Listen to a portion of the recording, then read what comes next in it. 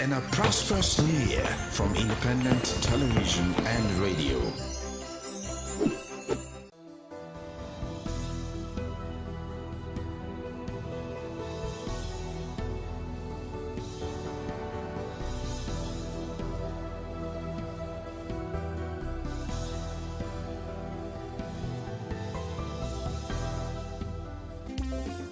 Responsibility and duties as the Minister of Defense. The newly appointed Minister of Defense and immediate past Chief of Defense Staff, retired General Christopher Musa, on Friday assumed duty at the Ministry of Defense, Ship House, Abuja. Musa, appointed on Tuesday by President Bola Ahmed Tinubu following the resignation of former Minister Muhammad Madaru, was confirmed by the Senate on Thursday. His appointment, welcomed across various sectors, is expected to further strengthen defense operations, with many citing his record of firm and innovative leadership as defense chief between 2023 and 2025. New minister arrived at the ministry at about 11:10 a.m., inspected the quarter guard in line with military tradition, and exchanged pleasantries with service chiefs and top officials on arrival. Let's hope he can bring a new vista of hope to the security architecture in Nigeria. Whether I like it or not, things are certainly not in the best shape at the moment as it relates to insecurity. And that's the major thrust of our discussion today. We're talking about the Boko Haram insurgency. We're talking about ISWAP, talking about banditry that is taking a toll on the 6th geopolitical zone. No zone is spared. And this has come into the situation that we're in now. We hope that General Christopher Musa can lead a new defense structures to deal with these issues head on. A little bit of politics. A court party faction has moved to hold Osun governorship primaries. A faction of their court party launched a legal action before the High Court of the Federal Capital Territory, Abuja, seeking to void the party's forthcoming Osun State governorship primaries and to affirm the suspension of the party's national chairman, Maxwell Ugbudem. The suit, filed on December 3, 2025, was instituted by Oliver Bitrus, who listed the Accord Party, Ugbudem, and of course the Independent National Electoral Commission as the first, second, and third defendants. Bitrus, represented by counsel Daniel Diachi, contends that Ugbudem and his deputy chief Okeonwosu were duly suspended by a faction of the party over alleged anti-party activities, adding that the faction subsequently appointed Professor Chris Imumale as replacement, relying on a federal high court judgment that recognizes him as the lawful national leader. And finally, former Vice President Alhaji Atiku Abubakar has slammed President Tinubu's nomination of ex-INEC chair as ambassador. Atiku Abubakar criticized Tinubu's nomination of Mahmoud Yakubu, the immediate past chairman of the Independent National Electoral Commission, for ambassador's post, saying that if he were president of Nigeria, he would never nominate a past INEC chairman as an ambassador. In a statement posted on his X handle on Thursday, he said he would not consider such a move, insisting it would send the wrong signals to the public and undermine trust in the electoral system. Okay, with this, I say welcome to the show, Politics Today, coming to you live on Independent Television and Radio, and that's because it's a simulcast. And I'm Sonny Duke Okosun. Today on the show, we'll look at the challenge, the burgeoning problem of insecurity in the country, and we're bringing it to the global parliament to give us insight on what new strategies needs to be adopted to take on head-on this big monster that is beginning to take a toll on Nigeria politically, socially, morally, just name it. All right, and I'd like to welcome our panelist. Uyosa is joining us from the UK. Uyosa is a cybersecurity expert. Uyosa Adobo, many thanks again for joining us on the program Politics Today on Independent Television and Radio. Good to see you, and compliments of the season. Good morning. Good to see you. Thank you. Compliments. Thank you. We also have Dr. Osaze Iyoha, a development economist who is also joining us virtually from Canada. Dr. Sazai, it's always a delight to have you on the program. Thank you for joining us.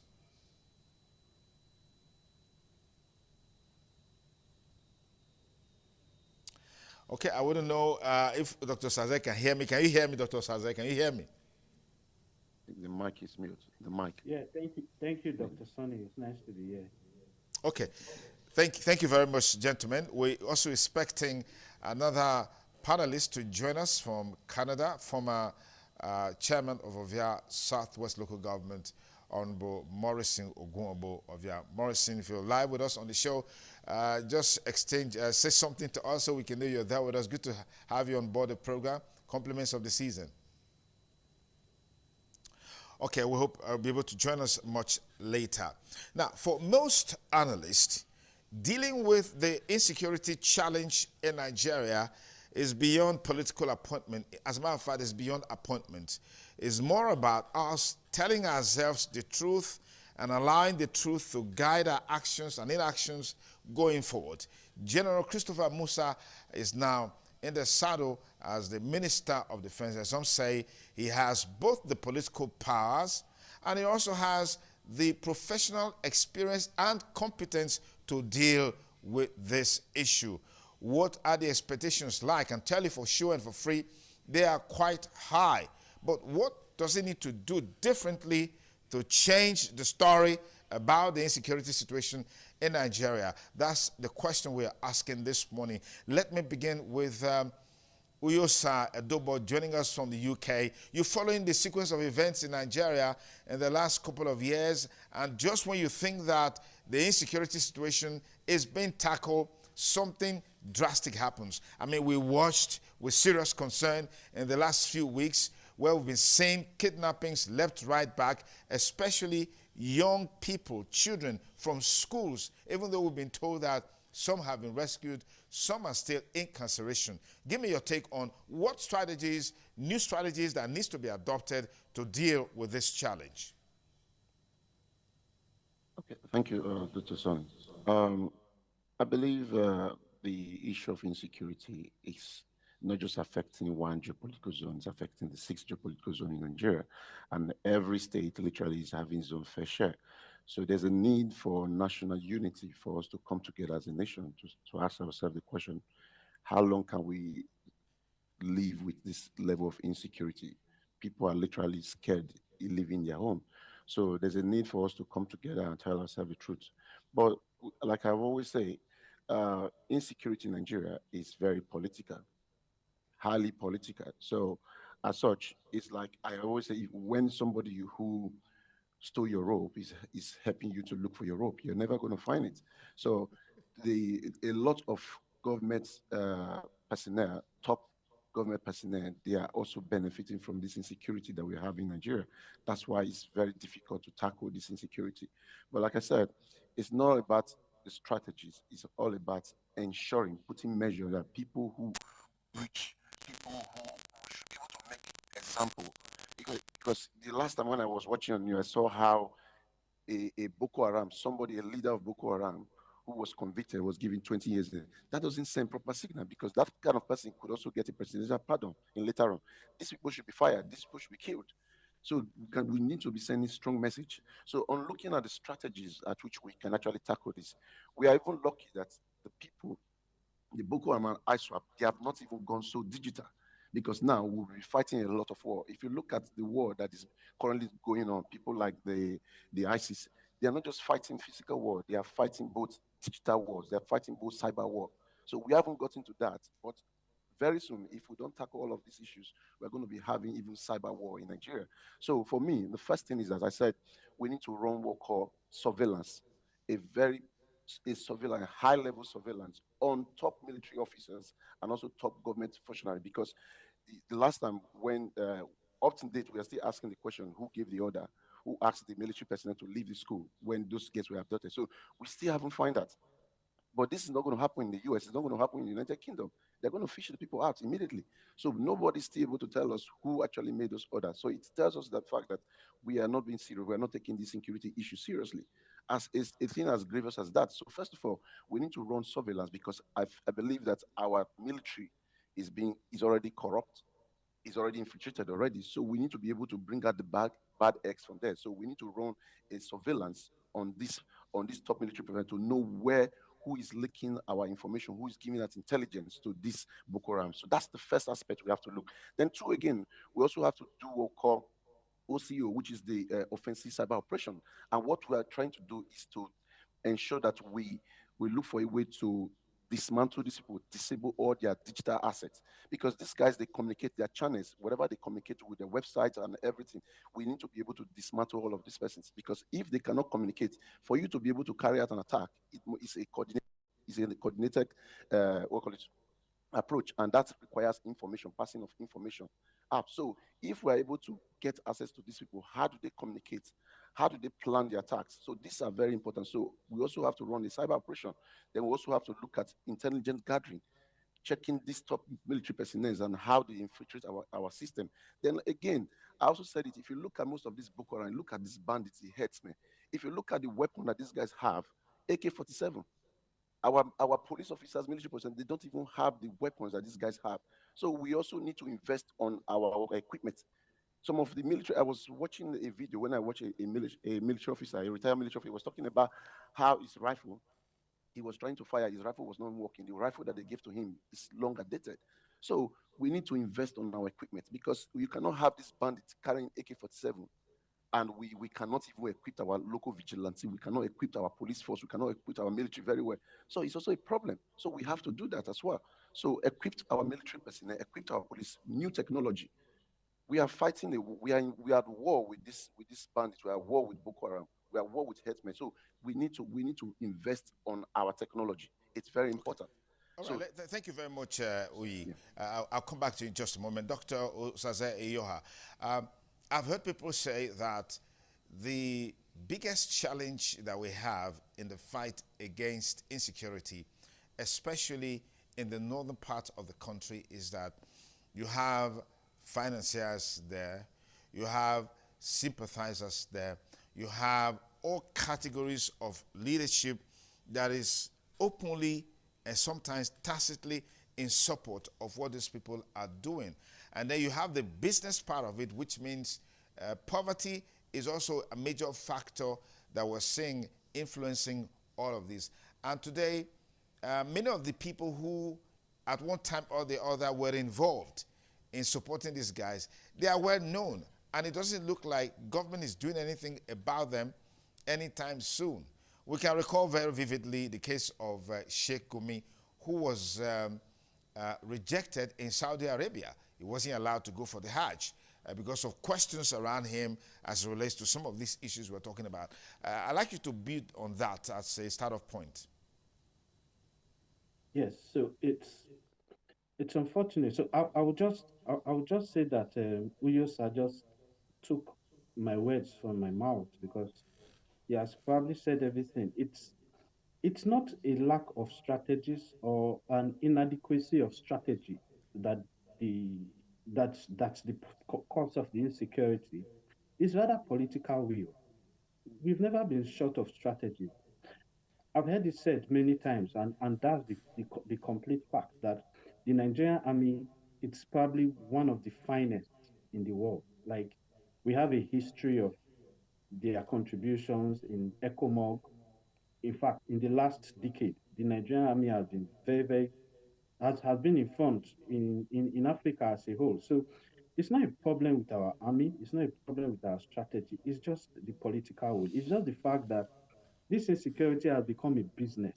It's almost like Goodluck Jonathan said it during his administration that Boko Haram had infiltrated his government, and it's now very clear. Look at I was watching the Senate section about a week ago, and we had senators complaining as if just like how citizens like us would be in the restaurant and lamenting. The Senate president was giving a trail of the whole incident, how it happened. The Senator Baribe had given his own side. The Senate president was literally lamenting to us. He was, you know, the senators were just discussing the issue like how we do it. So it's almost like a business. How do you explain the fact that a general was murdered? I remembered when two soldier men were beaten at Uniben main gate. Then I was around school, and they did everything to pacify them. The school administration went to S&T Barrack and begged them. Yet in the evening, they still came in and beat students. So I mean, it was just soldiers who were beaten, but this time a general was killed. I mean, and nothing has happened. There's very evidential report that a general ordered that the troops should be withdrawn during in the school where they were guarding, and reports. This was the Senate president himself giving the whole analysis that the troops called the students during the day and were teaching them martial arts. We're teaching them how to dodge bullets. We're teaching them how to hide, how to. So this was like a premeditated action, because if you were there to defend them, then why are you training them? So they trained them in the afternoon on the field for like 2, 3 hours, according to the Senate president's account.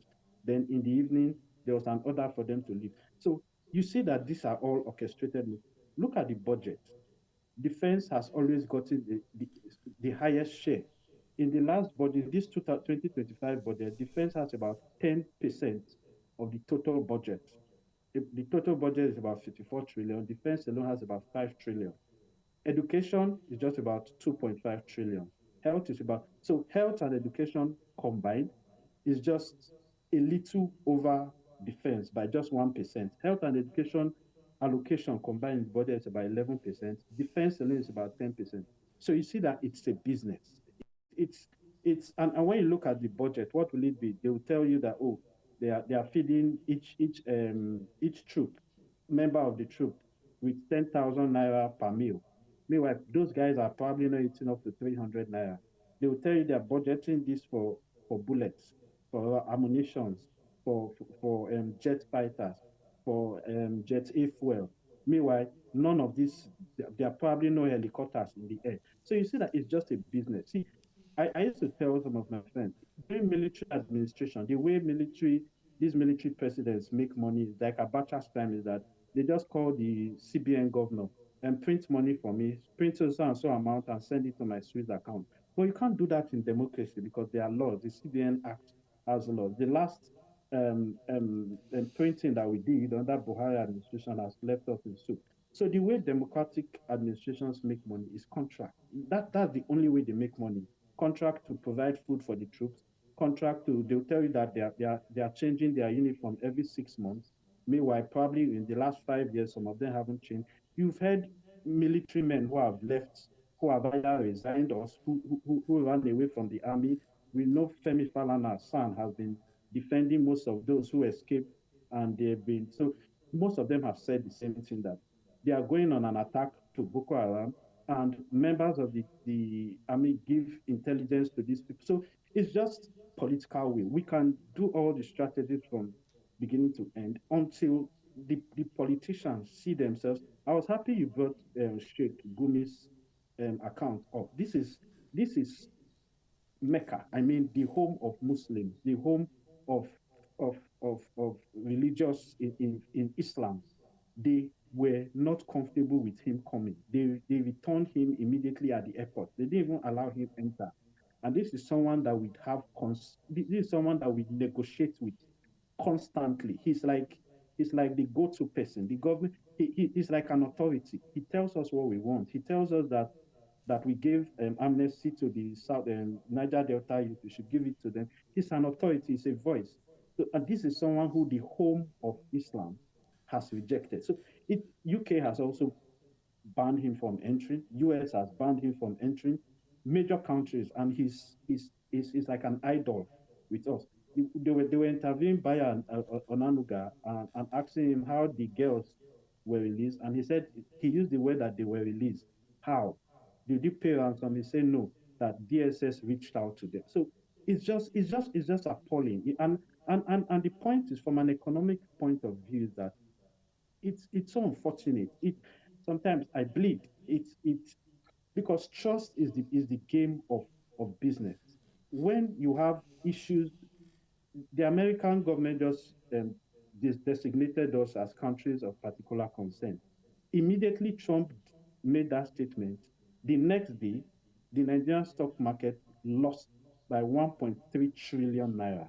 I mean, 1.3 trillion naira. So, trust is the game of the business. By the time we are losing global trust, we have almost become a caricature. So, just to answer your question straightforward, it's not a lack of strategy, it's just a will not to, it's just a political will because people are benefiting. People get alerts every day. They just sit down in their house, home, and alerts come for feeding troops, Dr. Yo, probably. have you seen it? Have you seen any of those alerts? Have you And seen any of those alerts? because those budgets, okay, where has 6 trillion, where has 5 trillion, 5.79 trillion in the budget for the defense gone? We bought Tucano aircraft, if you remember. We bought But there's Tucano also aircraft. there's also no evidence that the entire tranche of that money, 6 trillion or over 6 trillion, actually got to the defense ministry, as it were, because that's also part of the challenge. Those monies were budgeted for. What is the evidence that all of those monies got to the defense ministry? Yeah.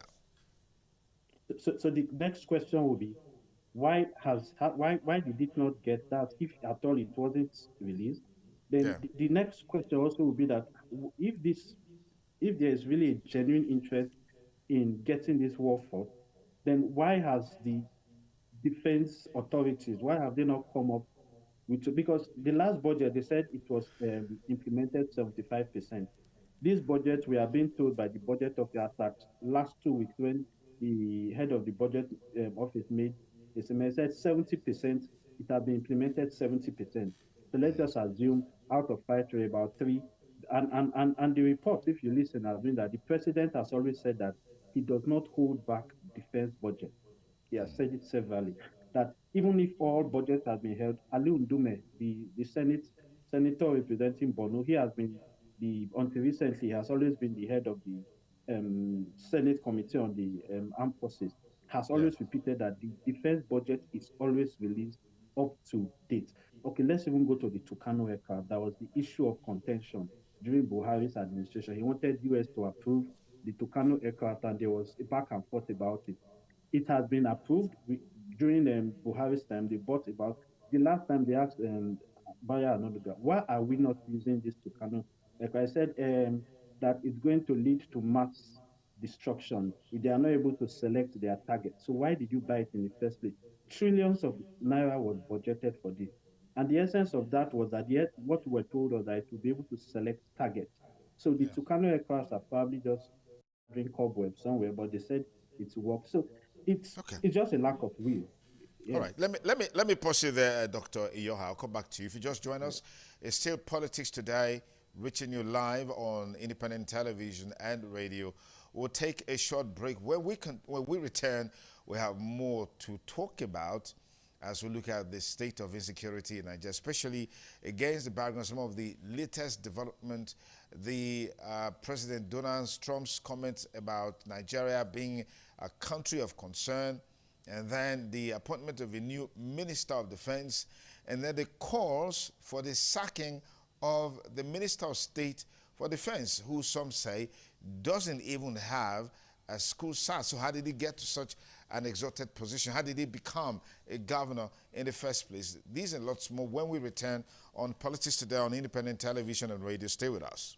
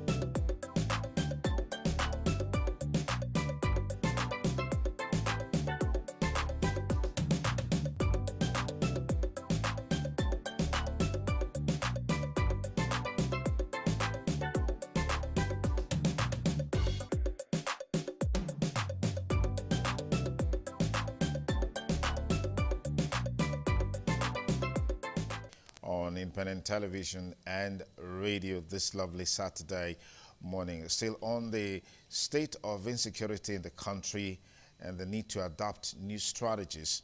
Perhaps the comments made by President Donald Trump became a wake-up call to the federal government to see how they can make some changes in the architectural structure of security and see how that will pave the way for it. But if not for the resignation of the former Minister of Defense, perhaps a man like General Christopher Musa won't be in the saddle. Maybe this is divine intervention. But there have been calls that Matawale, the Minister of State for Defense, should not be part of the new regime in the ministry.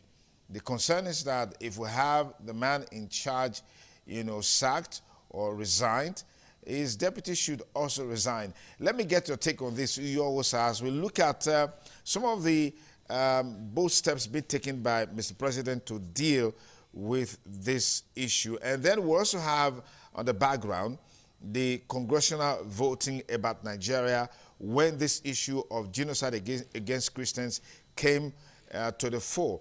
We've heard that the Congress voted in favor of a decisive action from Mr. President, talking about President Donald Trump in dealing with that issue. You started by saying that unless and until we have a uniformity of purpose amongst critical stakeholders, we are not moving forward, especially with some of the reports that are coming from some leaders in the North who are tacitly supporting, openly supporting. Some have been alleged to have been involved in sponsoring bandits and their spouses abroad. Some have been alleged to be involved in the emergence of Boko Haram and all of these issues. Yeah, Sonny, like I said, you see, it's worrisome to think that at this time we are still asking ourselves, do we need external forces such as the United States to come into Nigeria to help us with this insecurity we're facing? That shouldn't be a question, because we have shown time and time that we are incapable. We are completely incapable. We need help. It is not shameful when you need help to ask for help. So at this stage, we need help to solve our insecurity problem. Except, like we already know, it is all politics and people are making a fortune out of this. So for me, I think the need for the Western world, take America for example, to come into Nigeria and help us solve our insecurity problem is something that we don't have to emphasize, overflow. It is very obvious. Then if you look at over time, we have shown that we are a nation that are not ready. Because way back from even during the time of Jonathan, we all were here in this country when we had the bad Dasuki Gate, how somebody took money, made a budget meant for the military. And so much amount of money was missing. So if that has happened, so it's just like I said, it's a ripple effect. It's what we are finding today is something that it was just working. We're just adding to the level of incompetence, level of like decadence that everything has happened over time. So it's just like a continuation of them. And because we are not taking any decisive measures to ensure that anybody who is found guilty, anybody who is found wanting this collaboration with this will be dealt with decisively, we will not find a headway. That's our problem. So for me, it's a welcome call that the Congress in America, they voted for a decisive action to be taken in Nigeria. This is a welcome development, something that we all Nigerians, every meaningful way Nigerians has been hoping for, and we are happy. And we're just going to look at how they are going to come in and help us solve this. Because obviously at this point in time, I don't think the government knows what they're doing. Because let me just take you on one point. Yeah. I've heard people talk about, they're a bit excited at the opportunity of having maybe the U.S. come to Nigeria's aid and all of that. But it's on record that the U.S. Overtly or covertly may have also helped in some sense to allow insecurity to fester in Nigeria. Take, for example, in the days of yore when former President Goodluck Jonathan was in the saddle. He made frantic efforts to get certain categories of equipment and ammunition. All of these were blocked. We can't forget in a hurry how a private jet was intercepted and impounded in South Africa. We later got to find out that that private jet was actually trying to help the government get funds to those who were willing to sell arms and ammunition to Nigeria at the time after the U.S. under President Barack Obama blocked it. So it's sort of crazy now. The same government that didn't give Nigeria the needed support at the time to get the right equipment and ammunition to take on these guys is now coming out today to say they want to help. Do you think this is really, really genuine? Oui. Yes, if you look at the global stage, even the current fight between Israel and Iran and every other state, you discover that there are a list of countries, numbers of countries who have actually supported Israel when they started their fight with the Iran and other neighboring country that were fighting there.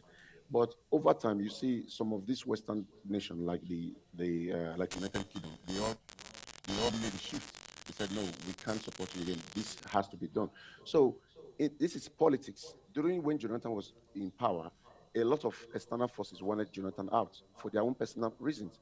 America is not coming to Nigeria to help us for free. They have an interest. So, and they have always had an interest. The United Kingdom also have an interest. So, at the end of the day, it is at every point in time, what serves their interest and what strategy, that's what they go for.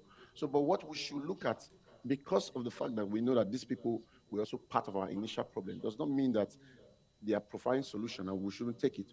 We know the capability of Americans. We know what they can do. We know what, if they decide to come into Nigeria, how well they'll be able to help us. But we also know that it's going to come with a cost.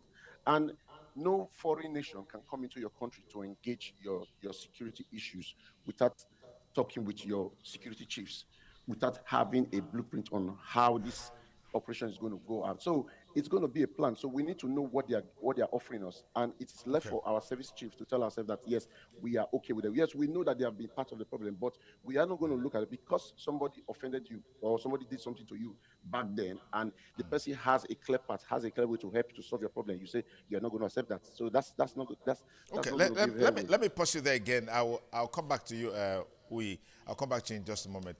Dr. Saze, let's talk about one major thing that has been trending in recent times is Mr. President's remarks of supporting the adoption of state police across the Federation. And I think the Southern governors in a meeting recently also came out strongly to say they support this initiative, except that people were concerned that in that meeting, they dressed in an ashobi as if they were going for a party. Instead of, it was supposed to be a security meeting, but they dressed in ashobi as if they were going for a party, and that became a very low point in that meeting. But be that as it may, give me your take on this issue of creating state police to be able to complement what we already have to drive out insecurity in our land. Whether we like it or not, I mean, we've had series of kidnappings, even in Edo State, in recent times, and that means these bad guys are just everywhere. And it doesn't look like governments at different level really have the capacity to confront these guys head on. And that's why this whole thing seems to be fledgling. Let me get your take on this. Yes. So very straight on that. I have a problem with the way we try to solve our issues in our country. We seem to always want to find a soft way to avoid confronting the issue. So for me, it's never been an issue of state police or federal police. It's just been political will, back to political will again. Because see, state police, I fear, I fear that if governors have control over their police, I don't know what will happen to political opponents. I mean, a governorship, if I come that I want to be governor of Edo State, and the governor has, or any states without any specification, the governor has control over the police. I'm not sure I'll be allowed to spend 2 days in that state before they will chase the other opponent out. So I have a problem with. I don't think state police. We had state police during the regional days of Awolowo and so on. So it's just been like regurgitating our problems. There was a time we were practicing parliamentary system. They said, "Oh, parliamentary system is the problem. We need to go to presidential." We came to presidential, and there's a talk of going back to parliamentary. We were doing 5-3 531 or so education system. They say, oh, 6334 is the best. And now we are thinking of going back. So we keep going around in circles until we see it's just about political will and a decision to allow things work. Until we start doing that, we'll just state police. If the IG is working in consonance with the governor, I don't think whether it's the state government that is controlling it or it's the federal police that is controlling it, it will never be a problem. In a situation, a situation where you have strong men, I've always said that in economies, in countries where you know the leaders, there's hardly ever going to be development. When you go to, I don't probably USA or whoever is in other countries outside Nigeria, you don't even know the name of your mayor. You don't know the name of your governor. You don't know the name of your president. In fact, on news, you hardly hear the president. 3 months, you barely hear the president's name. But in our country, before the person even eats, he says, thank Mr. President for providing this food for me. So by the time you keep hearing strong men, so there's so much emphasis on men. So I'm just tying it to your question. Until we have a sit down decision that we want to make the country work. It's just like, oh, government is not able to provide water, we now start sinking borehole. Government is not able to do our roads, we start buying SUVs. So it's just we are just looking for another excuse again. State police Okay. is not going to solve the problem. That Okay, is but that there's is been my talk belief. about uh, a semblance of state police already existing in the country. For Yes, example, even in the northeast and even northwest, where we have exactly. majority of the problem of insecurity, you Yes, already have what you call the civilian JTF working along. yes, I mean, working alongside, our regular security agencies to complement their efforts. And then in some northern parts of the country, you have what you call the Hisba police that seems to be, complementing what the regular, security agents are doing. And back here in the southern part of the country, most states have what you call vigilantes, which is, a semblance of that. But we perhaps just need to really, make the whole process solidified, and then they are properly armed to be able to confront these guys who are also wielding dangerous weapons. And until and unless we do that, I'm not sure we can really make any headway. I know there are concerns about the process being abused, but we haven't even given it a try to know what the challenges are or where the challenges are going to come from, so we know how to rework them, retool them, make all the necessary adjustments, and then get the best out of it. Because as we speak, these guys are in the forests. And if you're not armed, well armed, you can't confront them. The vigilantes that we have, with the kind of equipment that they have or ammunition they have, they really can't confront this guy. But if we have a holistic approach in dealing with this issue, get hunters associations involved, get the Vigilante Network of Nigeria involved, I'm sure at the end of the day, we can make impact. And if there are loopholes, based on the emerging challenges, those challenges can be dealt with. Can you build your argument or presentation along those lines, Dr. Yoha? I was trying to avoid the strategies of a team, but the point is this: if we really want strategy, we don't even need too much of those men. I was watching the news last week. Enugu state government just launched a command and control center, state of the art. In fact, when I watched it, you go in there, you have AI facilities that it identifies your face from wherever you are. Enugu, their command and control center. So according to the governor, and with they have people there who are paid 24 hours. The entire states, even to neighboring states, are covered. So they see whoever is perpetrating whatever at the instant point, and so you don't even need men. You just send drones, and according to the government, they've procured drones. You send drones and you target because the satellite has already. Why people are afraid of America? Because they have over 5,000 satellites in the world. When America came to rescue their citizens, I think during Jonathan's administration, it was a swap attack. It was one night. Most people did not know. It was the next morning they knew that Americans came to rescue their citizens from the bandits. So we don't even need all those. Okay, yeah, we More need in 10 years technology. when we put into the soil. It's technology, simple. Yeah, we should. If you've been following the National Assembly also, CCTV was budgeted for Abuja, trillions of naira during Buhari's administration.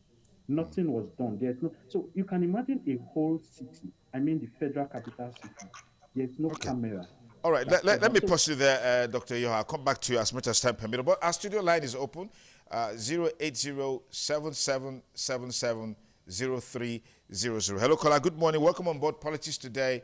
Tell us your name and where you're calling from. Good morning. Good morning. Good morning, sir. Good morning. Go ahead, please. It's automatic great from Wilmot State Park. Thank you, people, for a good job. Yes, it's your problem the cancellation of fathers in this country, South of Africa, and mostly on the insecurity. Yeah. Yes, I'm saying this is a lack of political will. Yes, I've changed service chief many times. Service chief have been changed many times. And even the chief of defense have been changed right now. Telling all these people is not the problem, it's political will. America change all these people, and things are getting from bad to worse. It's the government they are not willing. I know you can't negotiate with bandits. You don't negotiate with bandits. You don't in the flag country. If the government will negotiate with bandits, after them. How can this is encouraging them to do more? Okay. For this state to another state, for this. All right, Ultimate Great, thank you. We don't have so much time, so we can have more callers into the program. I'll be coming to you, Uyowosa, so you can conclude with your contribution on your final and parting words. Hello, good morning. Good morning. Yes, good morning. I'm the voice of the ordinary people. The voice of the ordinary people. Where are you calling us from? From Benin. From Benin. Go ahead, please. Yes, sir. Sir, this the problem with this insecurity in the country is that our government they are not sincere. That's why the problem is many.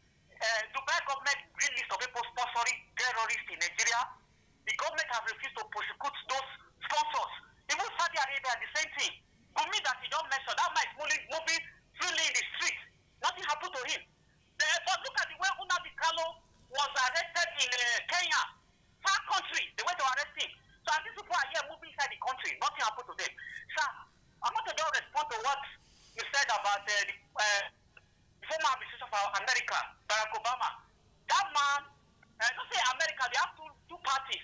We have the Republicans and the Democrats. The Republicans are better off. They support Christians. They support the Christians. Why?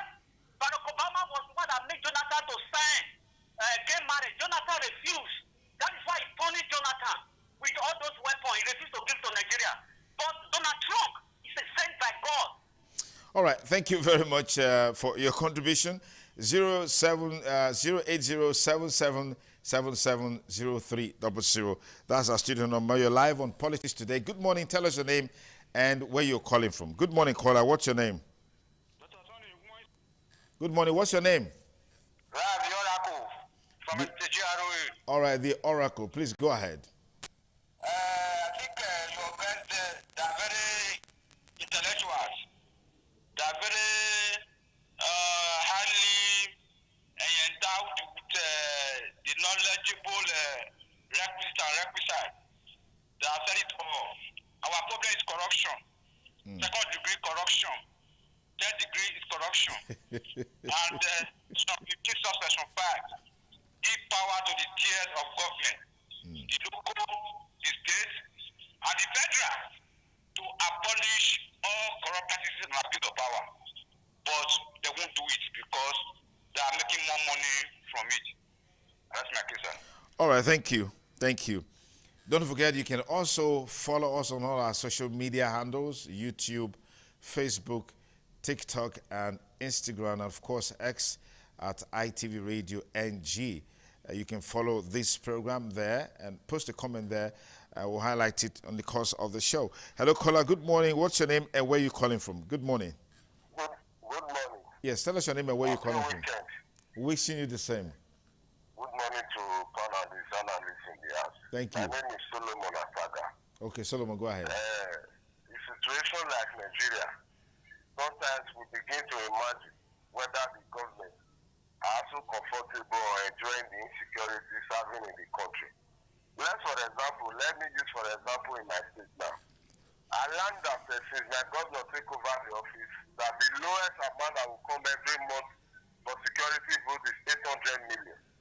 Then I ask my question, how much are they buying a chopper that we cannot have to move around in the state? This is the citizen and I begin to see the government are making money for the insecurity. You cannot blame the citizen. What is the problem of the citizen? What is the problem of the government? We are negotiating with terrorists, those with arms. I feel maybe they are winning to Nigeria. We see them make a broadcast or video or wherever. We cannot track them. And we also have a network provider, which we spend heavily for.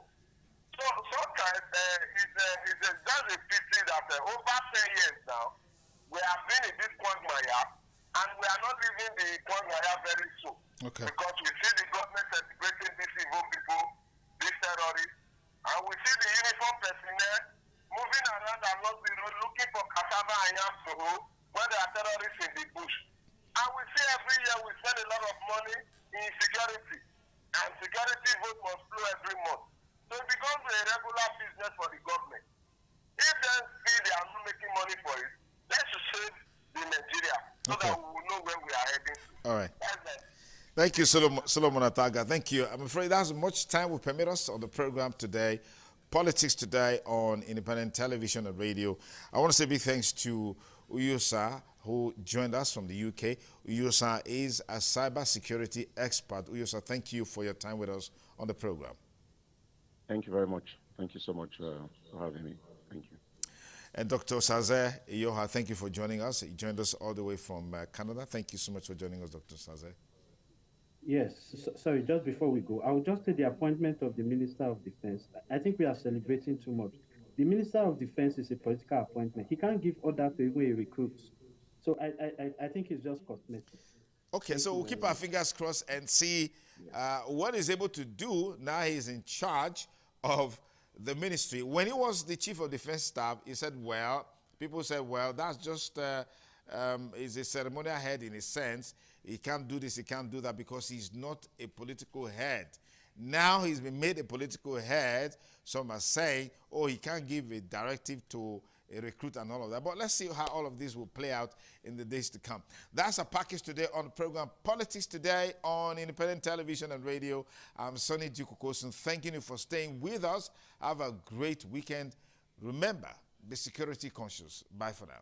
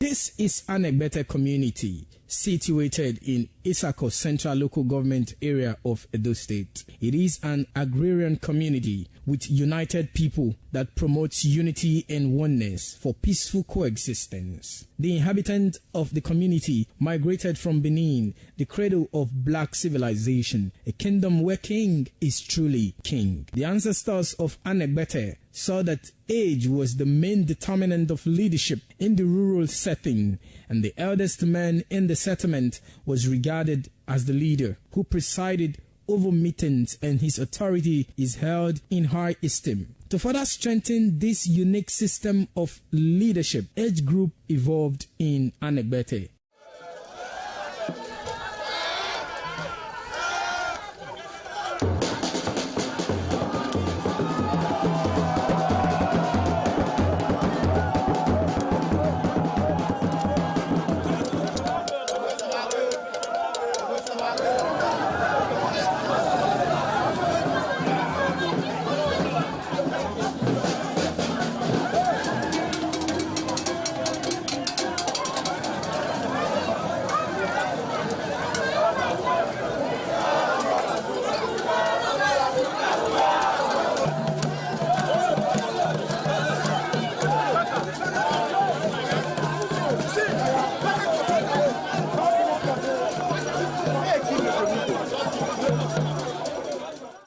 Anegbete, age group is categorized into two, that is, the common and the noble. Anegbete is rich in cultural heritage, as the community at noon saw the commitment of the festival with the first set roll out in beauty colors to showcase their might and strength, indicating their feet and ready for the responsibilities behold on them. The streets in the community with a feed up of young men and women adorned with the festival. Later, the royal family takes the stage as their children fight out royally and work in the community to showcase their might and fitness.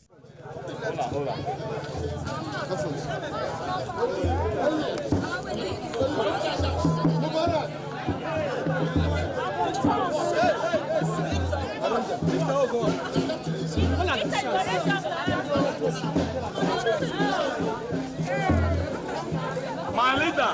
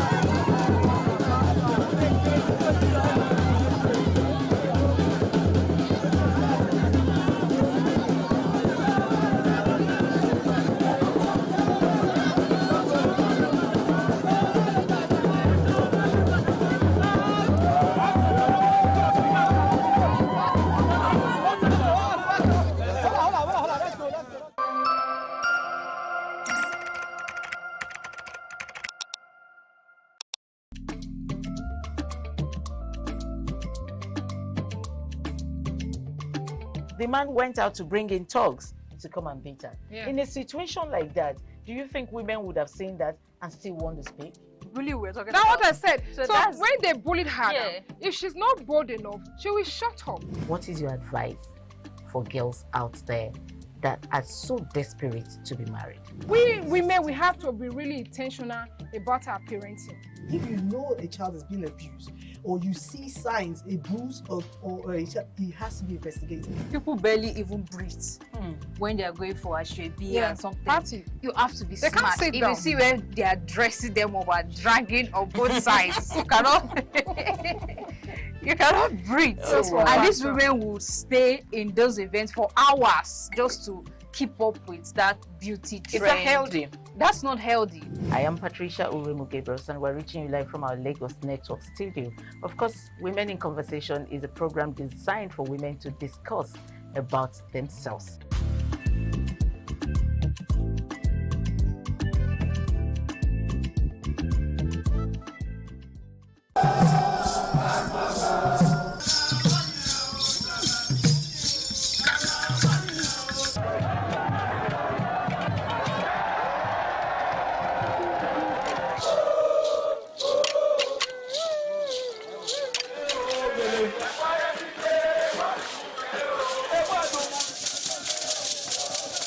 The Ekoko masquerades from Ute village, whose cult is connected with Obaeware and his mother, Elere, appear on this occasion to bless the Oba. Ekoko is a ritual masquerade that dances to please the guests and the Oba.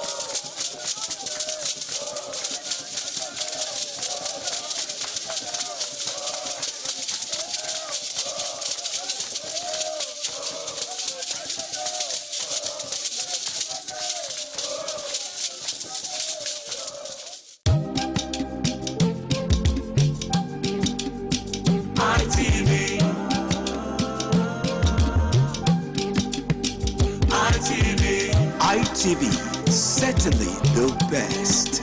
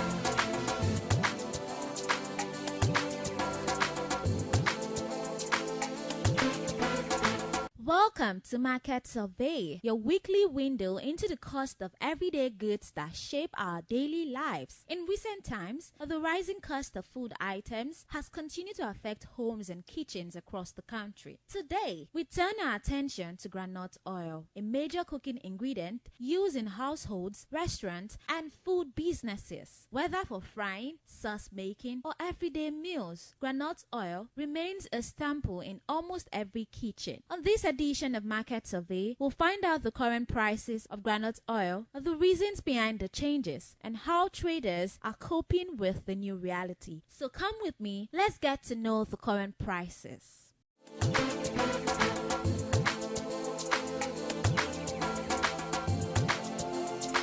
How groundnut oil be for market now? The prices, how the overall price? Okay, for now, groundnut oil dey okay. for now. But we still want to make the thing come down past like this. So how much na they carry jerry can? How much did they measure? Before we dey buy 42, but now at least the thing still good now. We dey buy 39, 38. Okay. So for now the thing dey less. So we want make it come down. So how much na they measure? Like all this one bottle 5 liters. How much na Okay, those bottles now we dey sell 2,1 before. Okay. But now we dey sell 1,900, 2,000. Okay. But we want make it come down. Then all these 5 liters. Now. Okay, as this one be now we dey sell level 5 to 12,000. But now we dey sell 10,000. Okay, now you want me the price come down? Like how much if you say that if they sell now, this everybody will afford? At least this one now go be 5,000. Go dey okay. Go be 5,000. Why that one now fit be 1,000 or 900? Go dey okay. So but now the price don't come down small, but it come down small, but it still dey high side. Compared to the beginning of this year and now, how much I think they sell buy am before the gallon? No, before now, the early this year, yes. It dey pass like this. But everything dey okay now, even rice. But we want make it come down so that everybody will feel the buy. So now even people will come they buy, customer will come they buy. They see they complain, say it's still there on the high side. Even now, they say they complain. You know, say we human being. Even if this one enter 1,000, they will still want make it come down. But at least we want make it come down. Even we where they go market, they go buy, so that we will feel see they buy. Not be the season, sure, but the thing they okay. Not say this Christmas period, it dey there, but now the thing come down. So we just thank God. So but this Christmas period, so compared to last Christmas period, difference? Big difference. Yeah. Big difference. The thing come down. So like how much did it take come off for money when I take the seller? A big go. As of last year, I think we dey sell that bottle 2,2. But now at least we even sell 1,800 and we'll still make am. So the thing come down.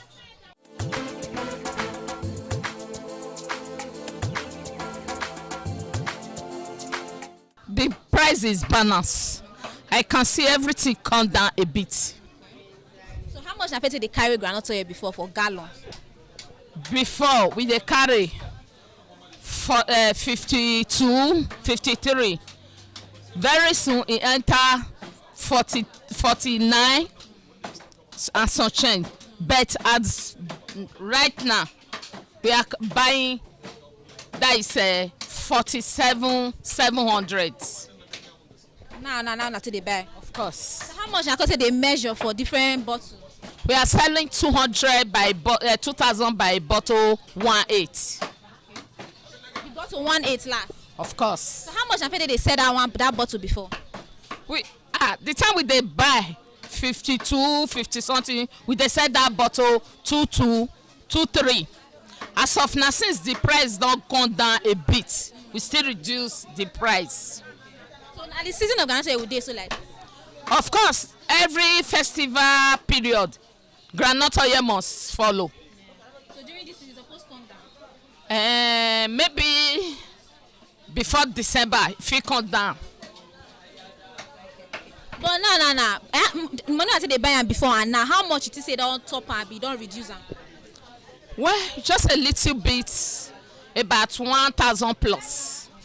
Okay, the price is where it dey now. Now a very fair price, or if you say they still reduce the price? I believe in God. There is nothing God cannot do. To me, I feel say they will reduce the price. So they don't reduce the price. Like how much if you say they sell gallon and measuring bottles? Depends. For example, now if they schedule the price, say for example, is a gallon is 35,000. We marketing will be selling at least 1,500, 1,400. It reduce from 2,000 to 1,500. Is that not reduced? But now customers wey come dey buy, they see they complain say the price still dey high. Of course, none of them is complaining.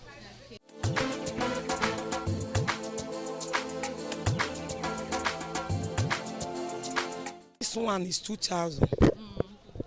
Why this bigger one is 4,000? Okay. That is how we are selling it now. How much did they sell them before? Before we sell it 2,200, 4,400 before, okay. But now 2,000, 4,000. Okay. So no smaller one for this ones. Yes, we have smaller one, but I don't have that one now. Okay. Let me say it's probably like this. Yes. We sell it 1,000. Okay. Why this red oil is 900? Then the full can of it is 1,800. So the 4 liters, 5 liters, how they sell them? This is Kings. From now to 6 months time, it will be like this. It will not sleep. Okay. So I'm selling it 13,500. Okay. Like before, we always buy that time 46,500, 45,500. But now it dropped a little. Okay. Yes. Okay.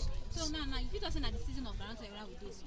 Yes, now because this is the season of Christmas. Sometimes like last year, it is higher than this.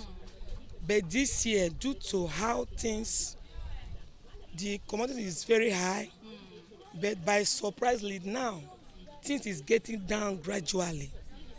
That is why the groundnut dropped more than the higher price of last year. Do you understand? So, so let me just say it like this. Things in the market drop a little down how it is before. In this previous time now, let me say in this time, I don't know from now till on the first week, second week, I don't know how it will be. But as for now, it dropped a little. So even with the price, say the thing don't drop. If you say the thing supposed to still drop past the weight? It's supposed to drop because there is no money in the country now. It's supposed to drop more than how it is before. Because the money, our money now is no more value again. Do you understand? So we expect it to drop more than this. Like now, if you want to say how much should people be buying it, how much now do they buy and now say if you want me to drop, finish? At least, as for this Kings, the bigger can of it or the bigger jerry can of it, yes, which is about the 25 liter or 30 liter, yes, at least supposed to be that kind 40,000 or 45. Do you understand? Or 35 at least. Poor man can be able to buy. Do you understand? What about the bottles? Like how much if you say they're very fair to sell them? It's supposed to be at least 1.5 or 1.2. At least it will be better. Do you understand? Because everybody cannot afford this 2,000 naira. When some people will come, they will say, "Madam, do you have smaller of it? Do you have chassis bottle? Do you have half bottle?" Yeah. So I don't. When they come, I will say, "No, I don't have it." So when the person will stand, he said, "I don't have the money. Okay, let me go." Then the person will left. Yeah.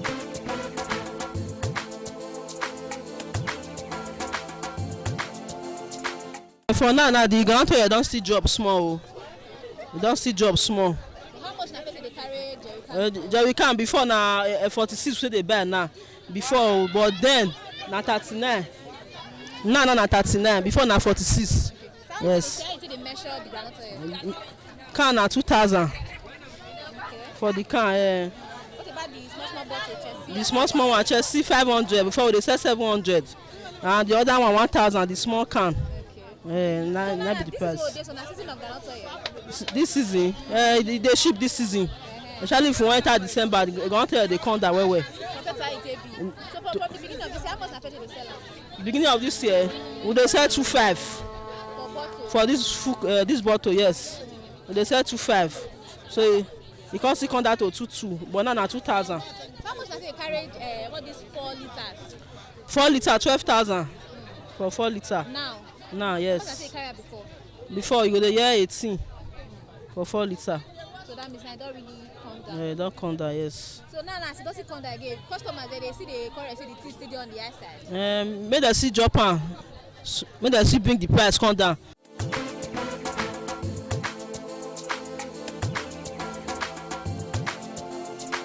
As we've heard from sellers. Groundnut oil continue to play a major role in household cooking, but its rising cost is making many families adjust their spendings and consumption habits. Traders are also facing challenges from high transport costs to unstable supply. Still, many remain hopeful that prices will become more stable in the coming weeks, making groundnut oil more affordable for homes and businesses. So we've come to the end of today's edition on Market Survey, and we looked at the prices of groundnut oil to know if the prices have increased or if they've reduced. But overall, it shows that the prices is now fair in the market as opposed to how it was being sold before. And that's it on today's edition of Market Survey. I am Stephanie Notoriuwa. Thank you so much for staying tuned.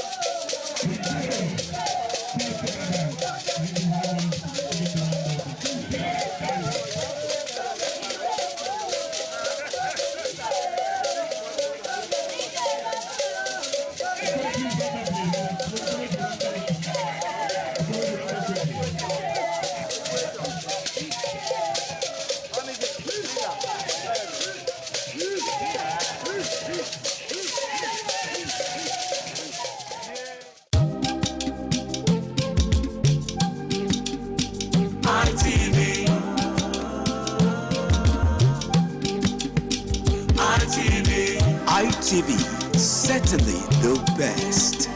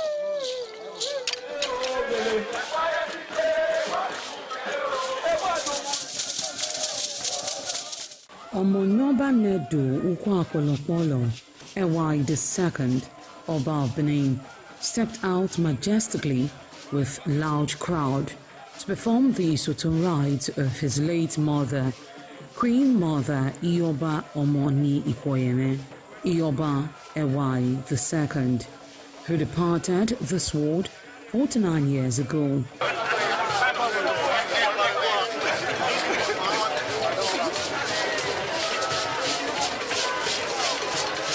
Isoton is a traditional rite of the procession in memory of the departed person's spirit in Benin Kingdom. It is usually heralded by public display of the departed person's influence during their sojourn on earth. The display of a human effigy symbolizing the departed royal matriarch was preceded by the Oba of Benin, who led the procession from his palace to the Emotan Shrine at King Square in Benin City, where he offered prayers for the repose of the soul of the Queen Mother, Ioba Ewai II.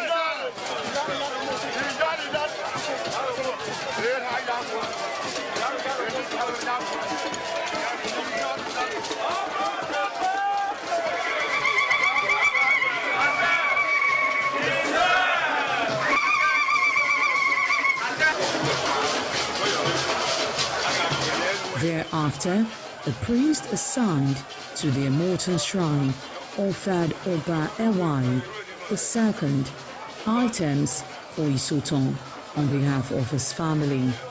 However, chalk, known as Uri, represented a mixture from royal fans after ancestral spirits were invoked to bear witness and announce his arrival.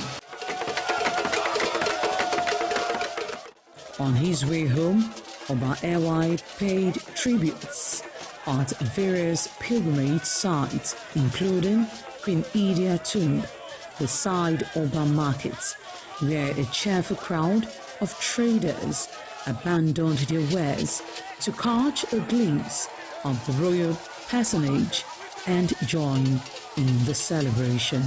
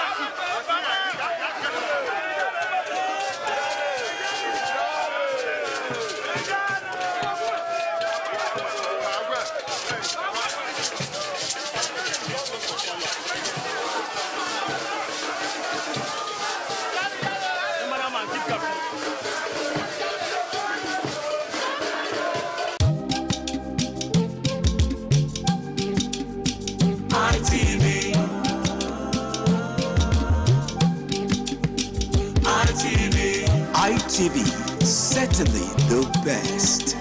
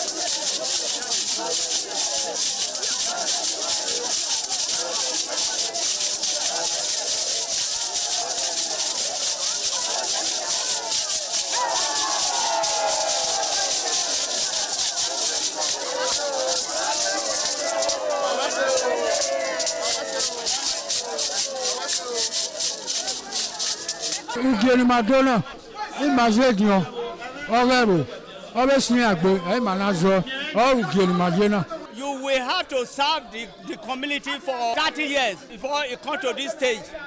They will ordain you your title. Then by then you are one of the elder. This year now, we don't read the year, so that's why we can do this year. Historically, joining the Elders Council, an individual must have reached a certain age and must have made significant contributions to the community through leadership, service, or other meaningful ways. There was jubilation in the community as sons and daughters of Okada, both at home and in the diaspora, trooped out to be part of the ceremony, with various homes of the initiates agog with festivities. Friends and well-wishers of those initiated into the Elders' Council jubilated at the Ogwedion after performing all traditional rites. The elders, known as Edion, in company with their loved ones, danced to their various homes where guests and family members were entertained.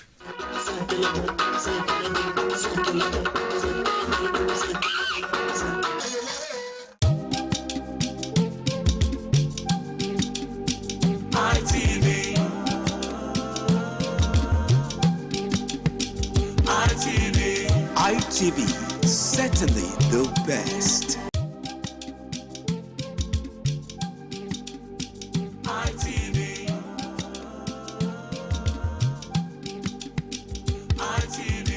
ITV, certainly the best.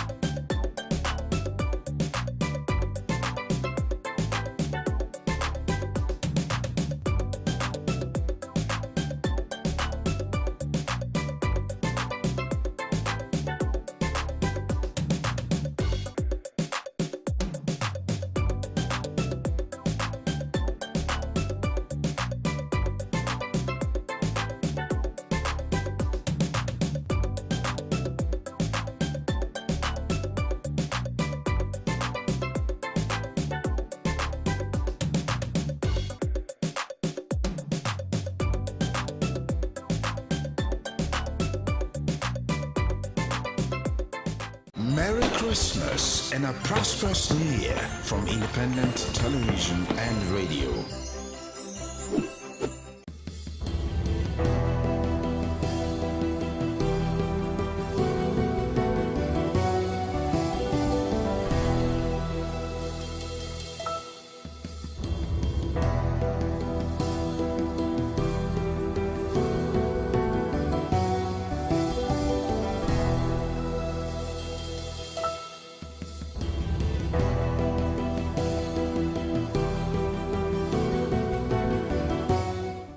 Hello viewers, welcome to Viewpoint on ITV. I am Caroline Okonji.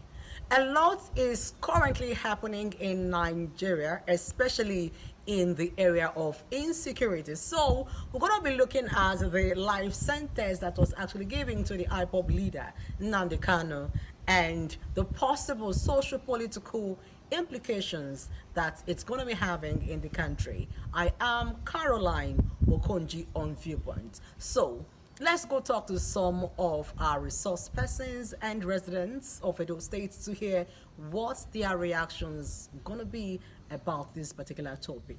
I am Caroline once again on Viewpoint. I'm not surprised I was given a life sentence. In fact, I would say that it's even lucky. Because you know, at a point during the trial, he disposed of his team of lawyers. He said he wanted to defend himself. You are not a lawyer, you are standing trial, a trial that the punishment is either life imprisonment or death. So I would say that it's even lucky. At the end of the day, the judge opted to give him life imprisonment in spite of all the provocations, insulting the judges, insulting the lawyers and all that. I think the punishment was even fair on him. You understand? That's the way I look at it. Then if we are talking about the political implication, of course, one would have expected that the president, being that they've actually, at times, they try to talk peace with Boko Haram terrorists, they try to make peace with bandits that are busy ravaging the northern part of the country. One would have expected that he should have also been given an olive leaf to ensure that there will be peace in the east. Because whether you like it or not, he has thousands or millions of sympathizers that are in the east, especially in the east. Even around the world, you also have some people that are actually very sympathetic to whatever is agitating for, whether rightly or wrongly. So I would have expected the president to leverage on that issue by granting him that amnesty, just like the way they did to Igboho and co. Because of course, at a point, those ones were also agitating in the western part of the country. He was able to give them, he was able to settle with them, just as we also had with men in the southern side of the south of the country. We also, Yar'Adua then, when he was alive, was able to grant them amnesty to ensure that there was peace there. Nobody was disturbing the pipelines and everything was going very fine. So I would have expected that this administration would have tried to leverage on that in order to create that enough peace in the East. Because as we are still talking, the sit-at-home order that they are giving is still very relevant, is still being enforced in some states in the East, like especially in Owerri, Imo State. They still observe it. In some other states, they also observe it. So people, even when you want to travel to the East now, you become very apprehensive because you know that you don't know what will happen because of that sit-at-home order and all that. So I felt that the federal government should have leveraged on that. But for him to have said he wanted to defend himself, we as lawyers, immediately made that decision, we knew that there was nothing that was going to save him. Because no matter how you feel that you know the law, you cannot know the law like a lawyer. You know, the lawyers would have been able to look at his the case that was presented by the prosecution and be able to raise a very good, robust defense, raise enough maybe probably discrepancies and loopholes in the prosecution's defense that would have warranted him being maybe being discharged and acquitted of this offense. But he opted to say he wanted to defend himself and he never needed lawyers again, and this is where we are. Since the trial started, even when he has been convicted now, we have actually not seen an upsurge in the security situation in the East. So it seems as if people have also accepted that he has been convicted and nobody's saying anything. For now, I don't know. It's possible they might have plans to say they want to come out to the street or to have plans to start demonstrating or maybe attacking government and government institutions and all that. Nobody knows. But for the now, it has actually not affected anything. It has not increased the insecurity in those regions more than where it was before. It has not at all. I want to say that the sentence given to Mazi Nnamdi Kanu, the judgment itself and the sentence that followed from the judgment, they were very fair to him, very fair. Ordinarily, the law provides for a death sentence for such an offense, but the judge in his wisdom decided to give him life imprisonment, which is still a subject of controversy in the legal sphere. Now, the question should be, did the judgment flow from the facts, evidence before court? And the answer that will follow is yes. When a prosecution closes its case, they've led evidence as to how they allude or claim that a person committed an offense. It is the duty of that person to allow himself, by way of calling witnesses, to debunk what the prosecutor has said. But what the defendant, Mazi Nnamdi Kanu, did was to choose, rather than defend himself, he chose to attack the court, was questioning the court at every point, challenging the court's authority over him. That's not how a trial proceeds, and the judge had no choice at that point but to bring his defense to an end, since obviously by that action he's saying that he doesn't have a defense. So the court in his wisdom brought his defense to an end and went ahead to move the matter straight for judgment, since there was really nothing to defend anymore. And when he was also asked to make a written address, rather than make written address, he brought a motion upon which he attached an address. It is that address the court now took as his further address in the matter. So the judgment itself, to me, is sound. Now, coming to the circumstances of security challenge in this country, whether that judgment will aggravate security challenge in this country, I will tell you, security situation in this country is already bad. So we should not, with this our fear of, if I take this step, security challenge will increase. If I take that step, security challenge, that is what has aggravated the security situation in this country. Each step we take, we are looking at, one person, every person, somebody must be offended. That's the truth. As a leader, you are not there to go and serve ice cream. Your job is to go there and deliver justice, no matter whose horse is God. If it is the Igbo man today, give justice bestow and against him where it's not necessary. If it's an Hausa man, do the same. If it's a Yoruba man, do the same. That is the only issue. The problem people are having is that while you are imprisoning and sentencing Mazi Nnamdi Kanu, you are begging and placarding the Fulanis that are and other tribes that are presently causing mayhem in this country, because we have seen them. Because people they try to say, oh, the filmmaker that made the movie The Head wanted to just bring bad name to the Fulanis. But we see every day on social media, the Fulanis, the headsmen, they celebrate their actions. And when you see the ones celebrating their actions in the bush, they are Fulanis. They will show you their captives in the bush.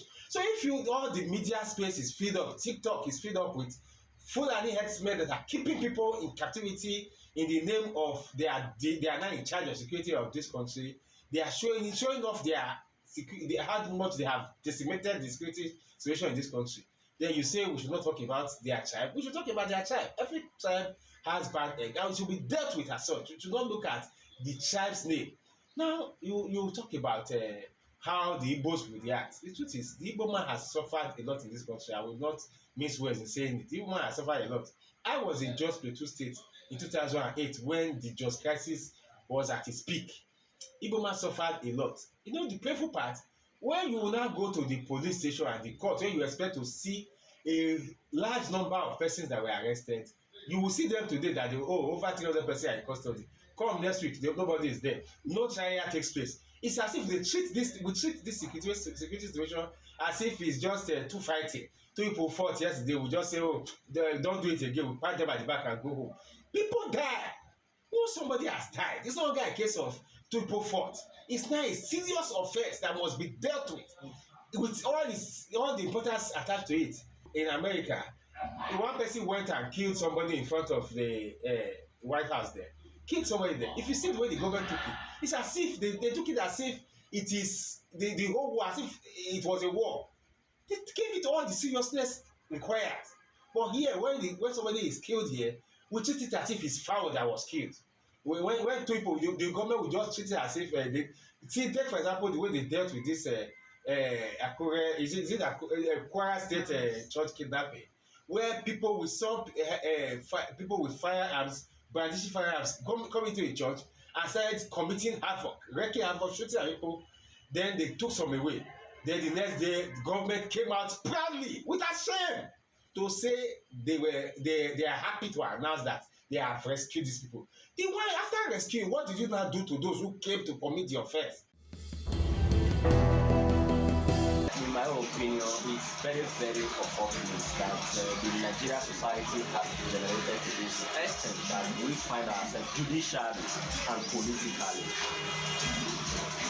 The silence of good people in the face of oppression and cruelty is an injustice to justice.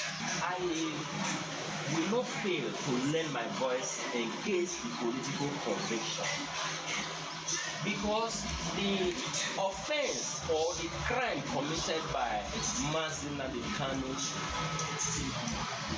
does not warrant life imprisonment, because though his actions cannot be in any way justifiable, but when there is an incitement of public, there is a provision for it.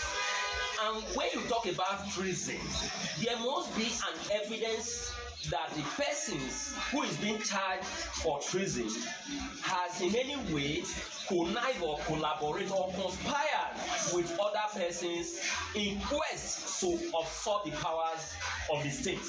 But in the case of Nnamdi Kanu, he only made verbal statements.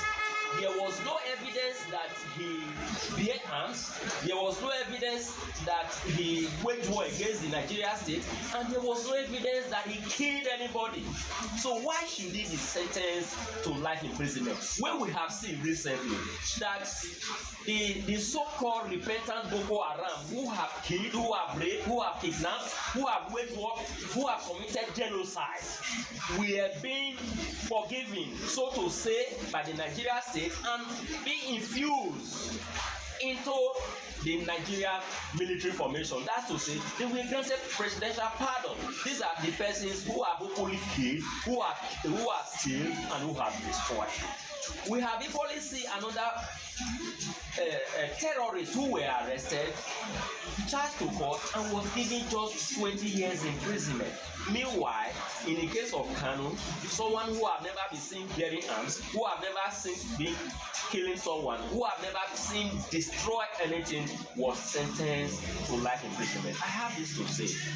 This is a political convention, not a lawful or a judicial convention. If it were to be in accordance with the law, he would have been given 5, 6, 10 years, as the case may be, imprisonment, not to be sentenced to life imprisonment. Does his offense warrant life imprisonment? In its entirety, it doesn't warrant life imprisonment. Like I have said, I condemn his actions for inciting violence, but that offense does not warrant life imprisonment. So the Nigeria actors, the political actors, should look into this conviction and the processes so that it doesn't lead to or compound the socio-political unrest in the east, eastern part of the country, and other part of the nation. So the Nigerian state should be very careful, because we have series of insecurities that the state is trying to deal with. They shouldn't compound the problem. I think what the federal government is trying to do, everything happening about Nnamdi Kanu is purely political. It is not in accordance with the law. Yes, the Nigerian government have the right to transfer him to any correctional service, maybe for the purpose of his safety, because they are also fearful that the Biafran agitation might also have plans or motive to get into the prison and rescue him out of prison. Perhaps that would be the government fear. Again, I am not also comfortable that transferring to the northern part of the country is also safe or politically wise enough, being for the fact that the northern part of the country and the eastern part of the country have been at loggerhead. We remember vividly respective to what happened during the Civil War. So we don't want a situation whereby even the bandits or those in the north that doesn't have the good interest of the east will also get at him in the prison, because if he dies in the prison unjustly, that will amount to series of insecurity if it will not warrant another civil war in this country. Treason or levying war against the state could likely take death or life imprisonment. If you see what the consequences of the actions of indigenous people of Biafra has taken a toll on the southeast. Some people have died. They are trying to secede. It's a very serious decision for a part of a country to want to secede. We saw what happened in the United Kingdom when the Republic of Ireland wanted to secede.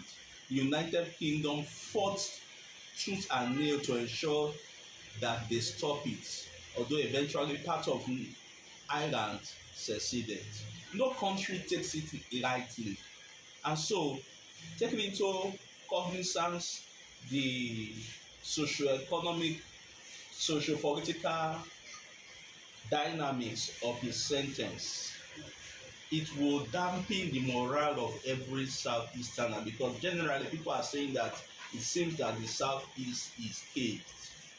But I think if Nnamdi Kanu and his group are going to pipe low, then a political situation can be found so that peace can be restored to the Southeast. There's a political aspect to it.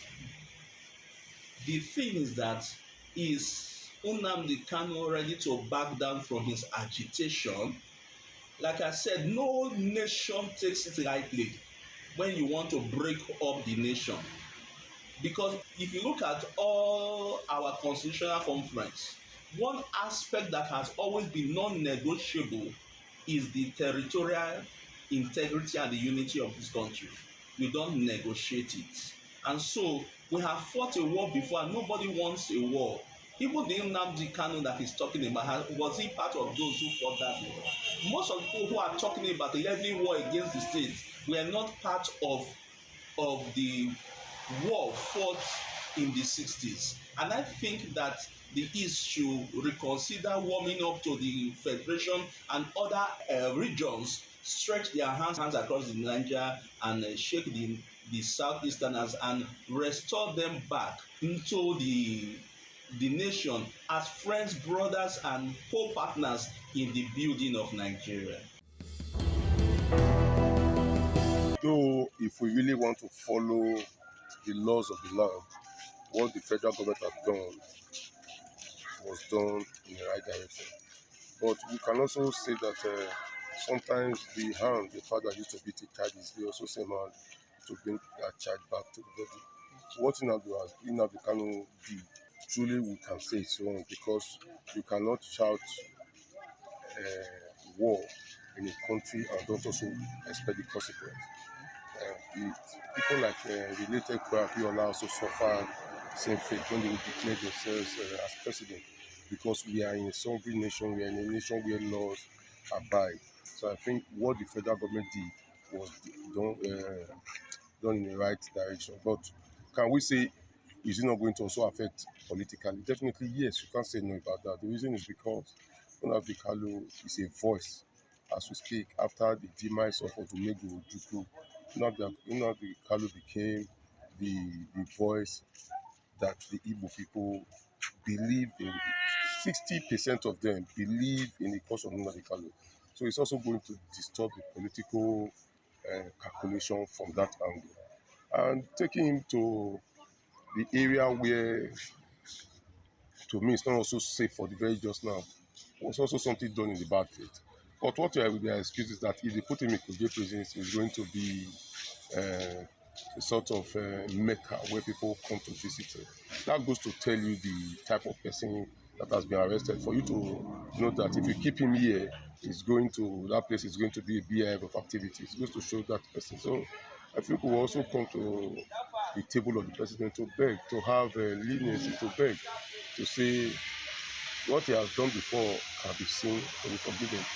Because we are in a country where people slaughter, people kidnap, people kill people, show their guns, and nothing is done to those people. The same government that has given out the Kalu this fate will also say those people, we see those people and also negotiate with them, giving them mouth-watering excuses to make sure that what was done to these other people is done in bad faith. So to me, we must be transparent to ourselves. Nigeria does not live in a better tripod. We live in a place where some people carry AK-47s and they are negotiated with, and somebody else is seen with a knockout or a pistol, and the person is charged for illegal possession of firearms. So it's a country where the laws are for some people and the law is for some people. So to me, the federal government should see how best Nnamdi Kanu issue should be nipped on the bud, not to cause another worse-off crisis in that eastern region. First and foremost, commend the judge for taking such a stand in such a very, very sensitive case. We all know that the case of Mazi Nnamdi Kanu have lingered for this long. I think he was first arrested in 2015, and on and on and on, and the judgment came just a week or so ago.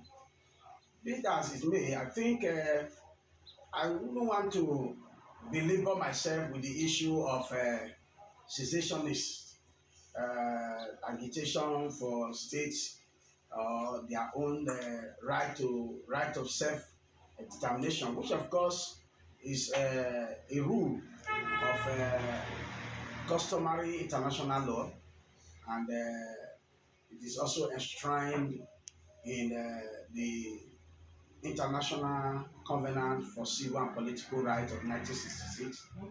I think Article 1, Sub 3, that they have a right of self-determination.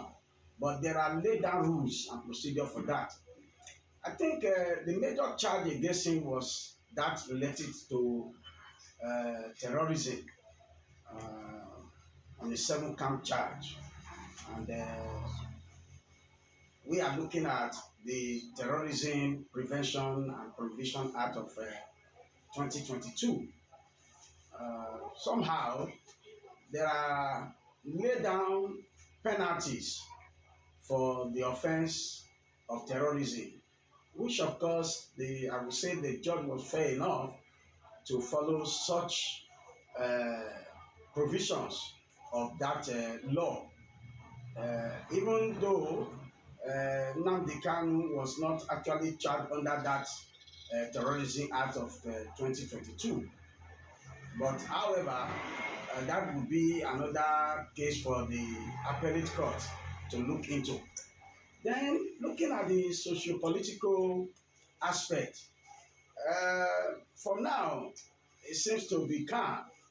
But I am sure that by the time they go on appeal and the case begins to go otherwise, there's going to be a kind of uprising, especially in the southeastern part of Nigeria. And that may not augur well so much for the security aspect of our nation, especially now that we are grappling with the issue of Nigeria being a country of a particular concern by stating from the American president point of view. Of course, I will say here and now that there are so many windows still open for Mazi Nnamdi Kanu and for peace to also reign in the southeast. For example, I think there's a rumor making around that leaders, political thoughts, leaders from the southeastern part are trying to lobby the presidency if it can be granted pardon. I think if anybody is trying to question the position of the judge, why will he take such a stern position of life imprisonment? I will say that according to a very good jurisprudential school of thought, it said law can be defined as what the court says it is. So I believe the judge also follow that line of wanting to look at the law of terrorism and see that Nnamdi Kanu is given just what he deserves. I want to say here, as one who is abreast with the law to some extent by the grace of God, from the day he decided to defend himself, that he doesn't need the services of his lawyers, I think that was a very great error on his part, because the lawyers, they have the law at their breast and they have a way of also using persuasive arguments to sway the courts. And I hope that he will learn from this so that during appeal, he will allow his lawyer to take over the case.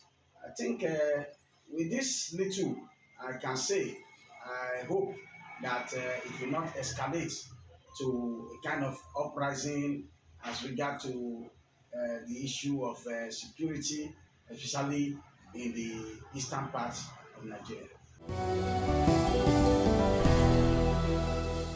Having heard all that has been said from our respondents about the judgment that was actually given to the IPOB leader, some are of the opinion that it was a well-deserved judgment, while some are saying that the judgment should have been treated with human face and that he deserved to be pardoned. It's Viewpoints on ITV. I am Caroline Okonji, and bye for now.